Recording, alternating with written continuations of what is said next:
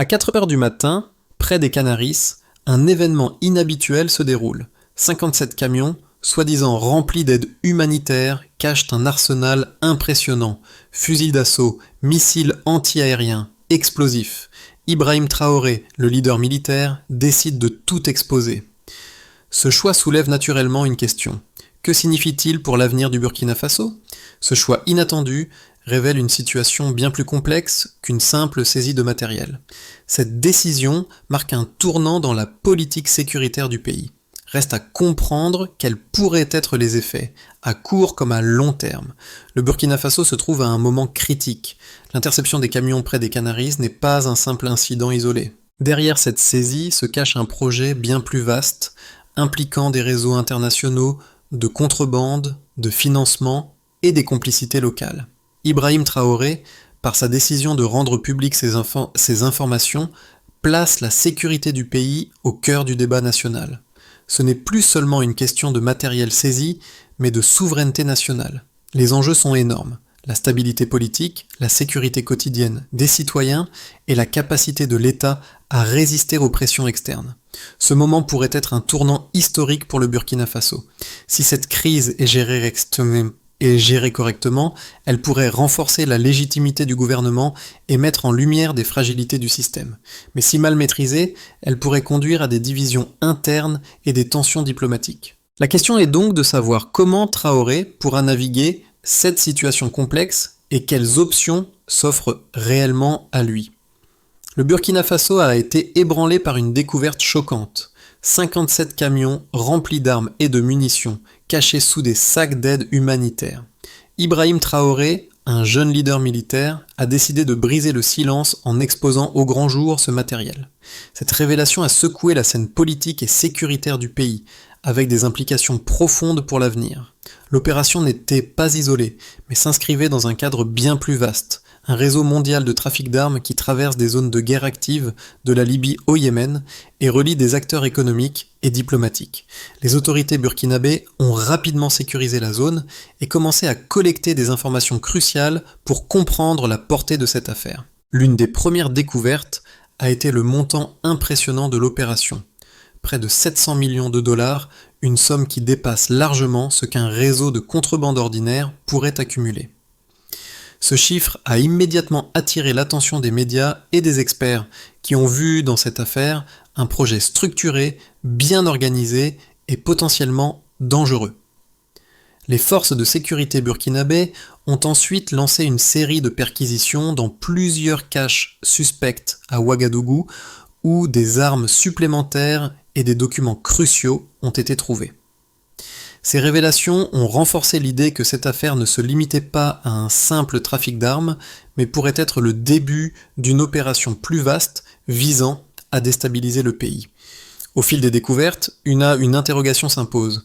Que cache réellement cette saisie spectaculaire et jusqu'où s'étend la menace ? Ibrahim Traoré a rapidement compris l'importance de la situation. En tant que chef des forces armées, il savait que l'affaire allait au-delà d'une simple saisie de matériel. Les armes retrouvées étaient liées à des réseaux qui traversaient les frontières du pays, avec des connexions qui remontaient jusqu'à des zones de conflit comme la Libye et le Yémen. Mais Traoré, au lieu de garder cette information secrète, a choisi de la rendre publique, une décision risquée mais stratégique.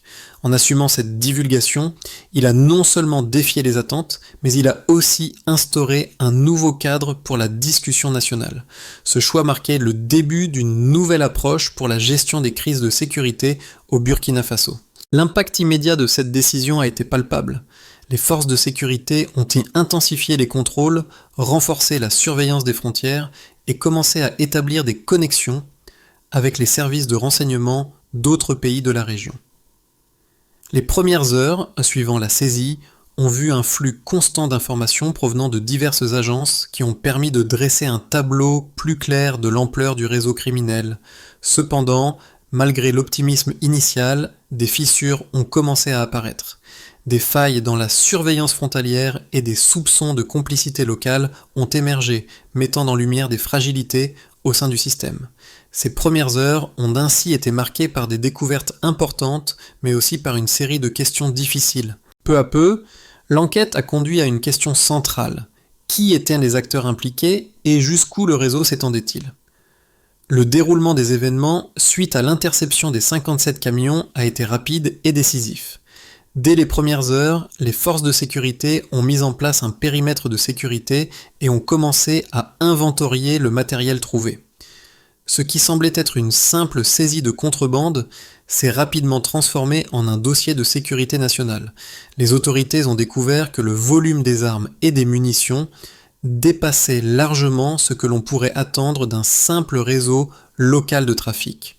En seulement 2 jours, une estimation préliminaire a révélé que la valeur totale des équipements interceptés était proche de 700 millions de dollars. Ce montant a choqué les autorités, qui ont vite compris que cette affaire avait des implications bien plus graves.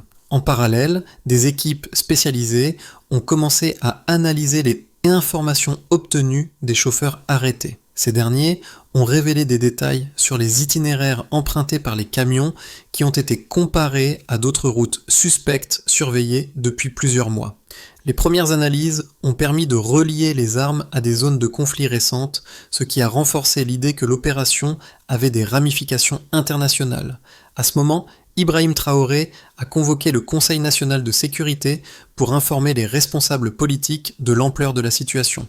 C'est à ce moment que la décision a été prise de rendre publiques certaines informations concernant la saisie. Ce geste a été perçu comme un tournant, marquant un changement dans la façon dont le pays gérait les crises de sécurité.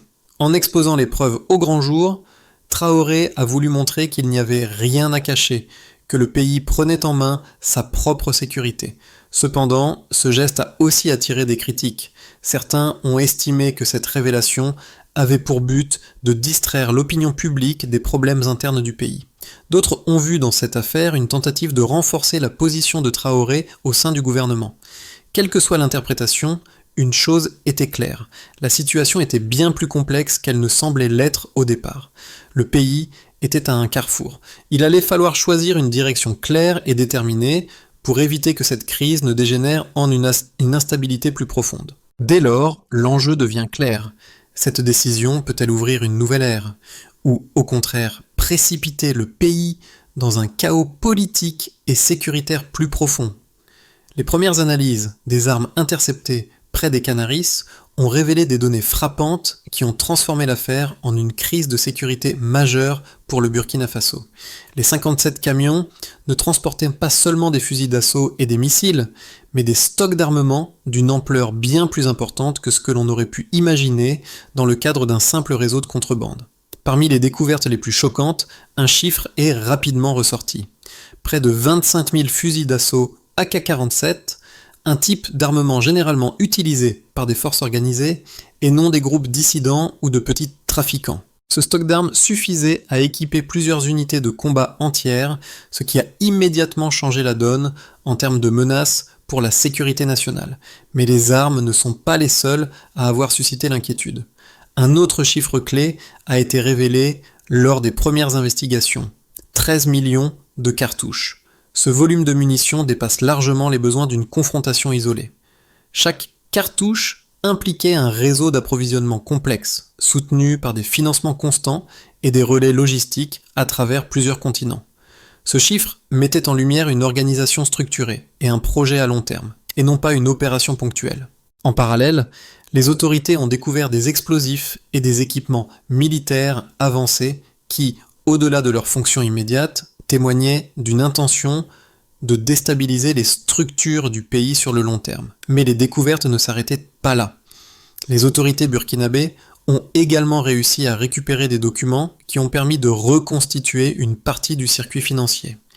Ces informations ont révélé que des sommes colossales avaient été transférées entre différentes sociétés écrans et comptes bancaires à travers le Sahel et au-delà, jusqu'en Europe de l'Est.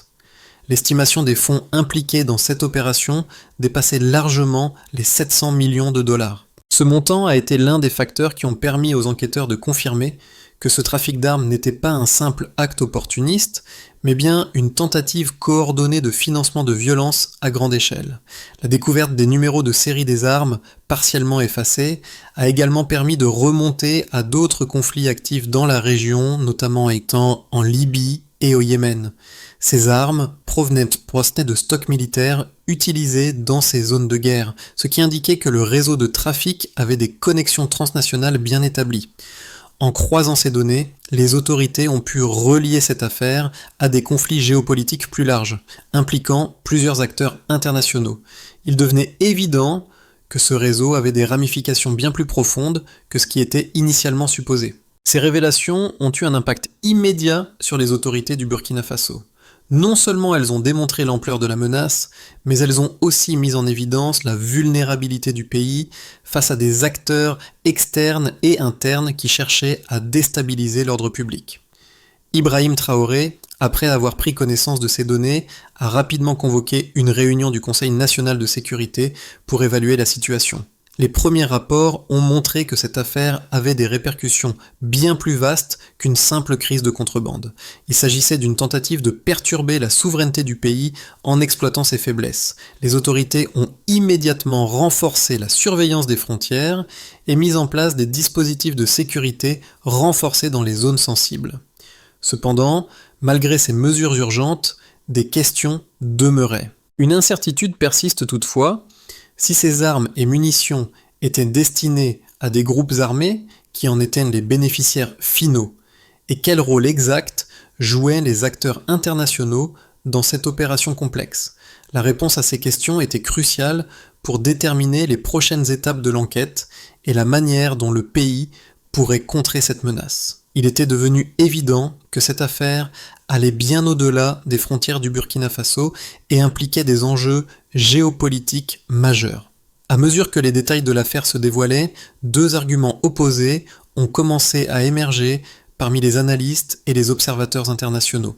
Le premier, soutenu par certains experts en sécurité, affirmait que l'opération de saisie des camions était avant tout une mise en scène politique. Selon cette hypothèse, le gouvernement de Ibrahim Traoré aurait voulu amplifier la portée de l'incident pour justifier un renforcement du contrôle de l'État et légitimer ses actions sur la scène internationale. Ce point de vue repose sur l'idée que la circulation d'armes dans le Sahel est une réalité bien plus ancienne et diffuse, et que le montant et la quantité d'armement saisis ne suffisent pas à prouver l'existence d'une conspiration mondiale. Certains estiment que cette saisie n'était qu'une opportunité pour le gouvernement de détourner l'attention des problèmes internes du pays, tels que l'instabilité économique et les difficultés sociales. De plus, les analystes soutenant cette théorie avancent que la fragmentation des cargaisons affaiblit l'idée d'une opération coordonnée et centrale, suggérant plutôt une dynamique de contrebande opportuniste. En revanche, le second argument, appuyé par une partie de la communauté internationale et des experts en géopolitique, repose sur l'idée d'un réseau bien structuré et transnational. Ces analystes affirment que les connexions entre les zones de conflit, les transferts financiers complexes et l'identification des armes provenant de conflits actifs en Libye et au Yémen sont des preuves évidentes d'une orchestration coordonnée. Ils soulignent que le volume des armes et des munitions dépasse largement ce qu'un simple réseau opportuniste pourrait accumuler. L'hypothèse d'un projet à long terme, visant à déstabiliser le pays et à instaurer une forme de guerre par procuration, semble alors plus plausible. Selon cette perspective, les éléments recueillis, notamment les numéros de série des armes, les flux financiers et les connexions internationales, forment un réseau complexe qui va au-delà des intérêts d'un seul groupe. Ces experts insistent en tout cas sur le fait que le Burkina Faso fait face à une tentative réelle de déstabilisation orchestrée par des forces extérieures cherchant à tirer profit des faiblesses du pays. Face à ces deux interprétations, la réalité se trouve probablement au carrefour des deux. Les éléments disponibles suggèrent une coordination internationale des trafiquants, mais aussi une exploitation politique locale de l'incident.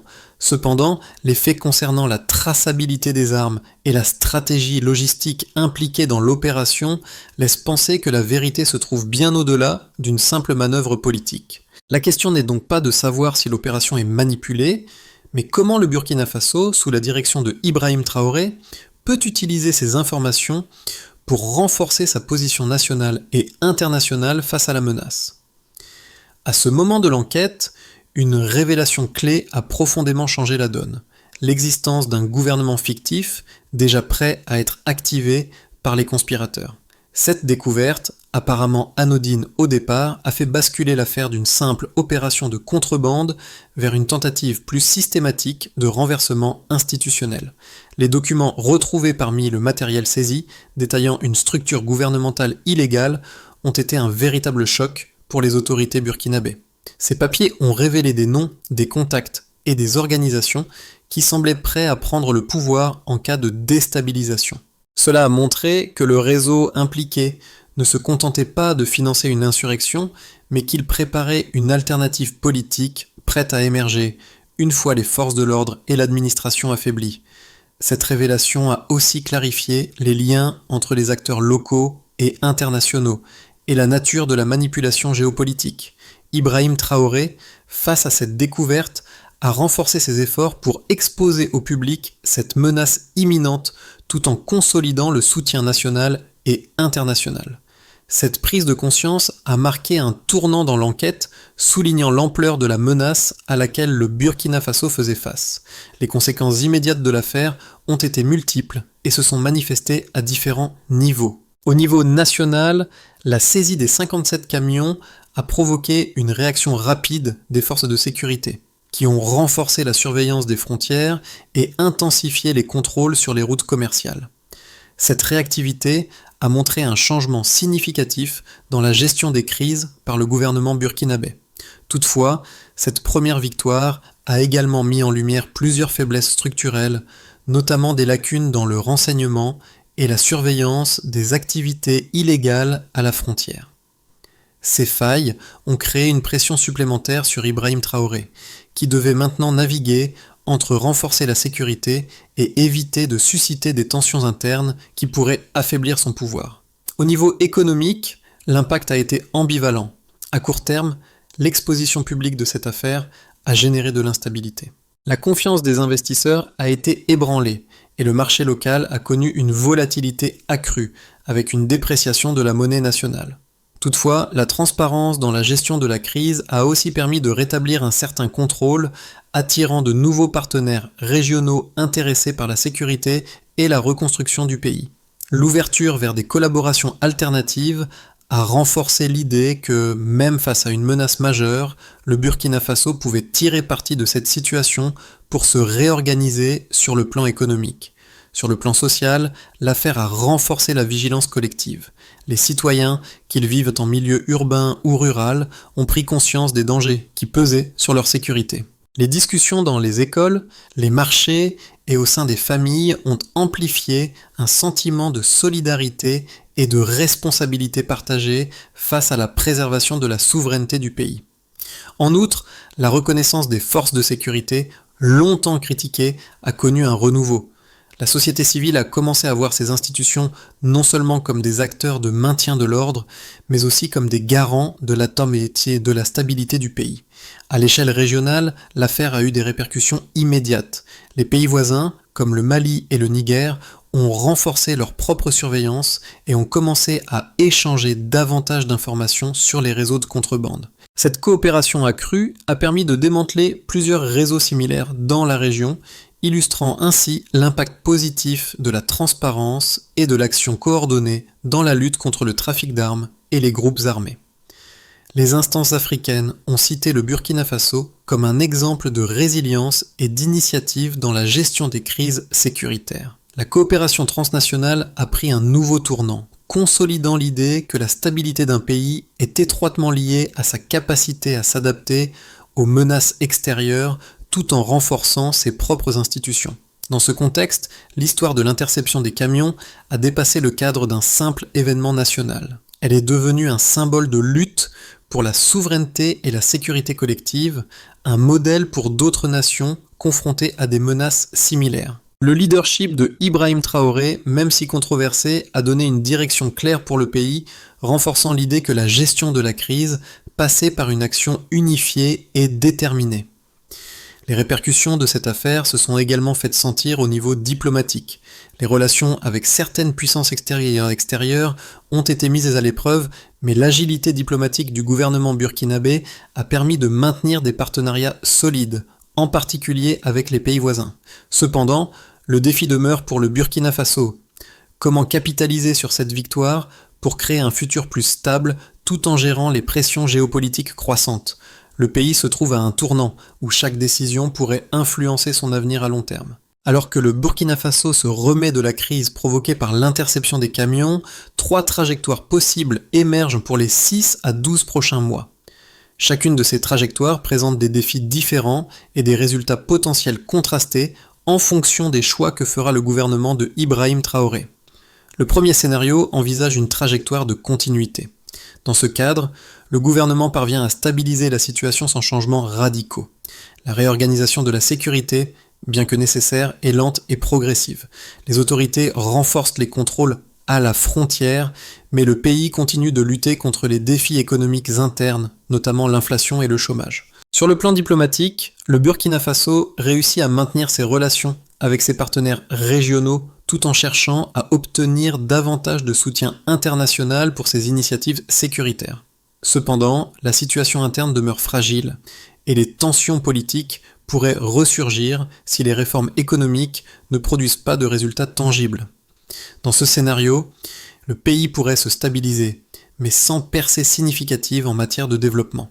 Le second scénario, plus optimiste, imagine une trajectoire de transformation. Dans cette version, l'affaire des camions a servi de catalyseur pour des réformes profondes. Le gouvernement de Traoré réussit à capitaliser sur l'élan créé par la crise pour initier des réformes économiques et sociales ambitieuses. Des investissements dans les infrastructures et la sécurité sont réalisés et le pays commence à se diversifier économiquement. L'ouverture de nouveaux partenariats régionaux et internationaux permet au Burkina Faso de sortir partiellement de l'isolement et de renforcer sa position diplomatique. Cette trajectoire suppose que le pays puisse maintenir une croissance stable, réduire la corruption et renforcer la cohésion sociale. Cela permettrait au Burkina Faso de devenir un modèle de souveraineté renforcé dans la région du Sahel. Le troisième scénario envisage une trajectoire plus sombre dans laquelle la crise se transforme en une instabilité prolongée. Malgré les efforts de Traoré, les pressions économiques et géopolitiques se renforcent. Des sanctions internationales pourraient être imposées, exacerbant la situation économique du pays, tandis que des tentatives internes de déstabilisation, soutenues par des forces extérieures, continuent à miner la stabilité du gouvernement. Le pays pourrait voir une montée de l'extrémisme et de la violence, ce qui entraînerait des divisions sociales et des éruptions de conflits. Cette trajectoire montre les risques d'un échec à capitaliser sur la crise et à utiliser les opportunités qu'elle a créées pour transformer positivement le pays. Chacune de ces trajectoires présente des défis et des opportunités. Le choix de la direction que prendra le Burkina Faso dépendra en grande partie de la capacité du gouvernement à gérer les tensions internes et externes, à prendre des décisions audacieuses pour sécuriser son avenir et à rester cohérent face aux pressions géopolitiques croissantes. Le rôle d'Ibrahim Traoré sera crucial dans ce processus et ses actions au cours des mois à venir détermineront l'avenir du pays. L'affaire des camions interceptés a marqué un tournant non seulement pour les autorités burkinabées, mais aussi pour la population qui a pris conscience de l'importance de la souveraineté et de la sécurité nationale. Les répercussions de cette crise, qui semblait d'abord limitée à des cercles politiques et militaires, se sont rapidement propagées dans les communautés locales, urbaines comme rurales. Dans les villes, les discussions se sont multipliées autour de la question de la sécurité nationale. Les citoyens, autrefois distraits par les préoccupations quotidiennes, ont commencé à s'interroger sur les fragilités du pays face à des menaces extérieures. Le rôle des forces de sécurité, souvent critiqué par le passé, a été réévalué. Leur action rapide et leur capacité à éviter une crise plus profonde ont été saluées, et la perception des autorités a changé. Toutefois, les attentes de la population restent élevées. Si le gouvernement souhaite maintenir ce soutien, il doit répondre à ces attentes en améliorant les conditions de vie et en garantissant une stabilité durable. Dans les zones rurales, l'affaire a provoqué un sentiment de responsabilité accru. Les communautés, souvent éloignées des centres de décision, ont vu leur rôle renforcé dans la protection de la souveraineté nationale. Le partage d'informations sur les mouvements suspects et la vigilance de chacun deviennent essentiels. L'événement a agi comme un catalyseur pour un changement de mentalité, où la sécurité n'est plus perçue comme une responsabilité exclusive de l'État, mais comme un effort collectif. Pour les jeunes, l'affaire a ouvert la voie à des débats plus profonds sur l'autonomie, l'avenir et le rôle des générations futures dans la préservation de la souveraineté nationale. Les écoles, les universités et même les radios communautaires sont devenus des lieux où l'on discute de ces enjeux de manière plus active. L'impact de cette crise dépasse ainsi le cadre militaire et économique, touchant également la conscience politique et civique des citoyens. Il est désormais clair que la relation entre l'État et la population a évolué. Cette crise a ouvert les yeux de nombreux Burkinabés sur la nécessité d'une vigilance permanente et d'une participation active à la protection du pays.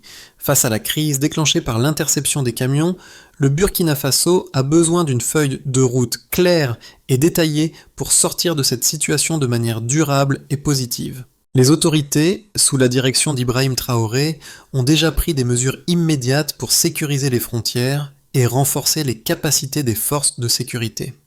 Cependant, pour garantir une stabilité à long terme, plusieurs étapes clés doivent être suivies. La première étape consiste à consolider la sécurité intérieure en renforçant la coopération entre les différentes agences de renseignement. Le partage d'informations entre les forces armées, les services de police et les services de renseignement est crucial pour détecter et prévenir les menaces futures. Une coordination plus étroite avec les pays voisins permettra également de contrer plus efficacement les réseaux de trafic transnationaux. La deuxième étape est la gestion des ressources saisies. Une partie des armes et du matériel récupéré pourrait être réutilisée pour moderniser l'équipement des forces de sécurité, tandis que l'autre pourrait être fondu et réinvesti dans des secteurs clés tels que l'éducation et la santé. La transparence dans la gestion de ces ressources sera essentielle pour maintenir la confiance de la population. Troisièmement, une action rapide sur le plan économique est nécessaire pour stabiliser la situation. La crise a provoqué une instabilité économique, mais le pays peut en sortir en diversifiant ses sources de financement, notamment en attirant de nouveaux investisseurs intéressés par les secteurs stratégiques comme l'agriculture et l'industrie. La mise en place de réformes fiscales et la modernisation des infrastructures économiques renforceront la résilience du Burkina Faso.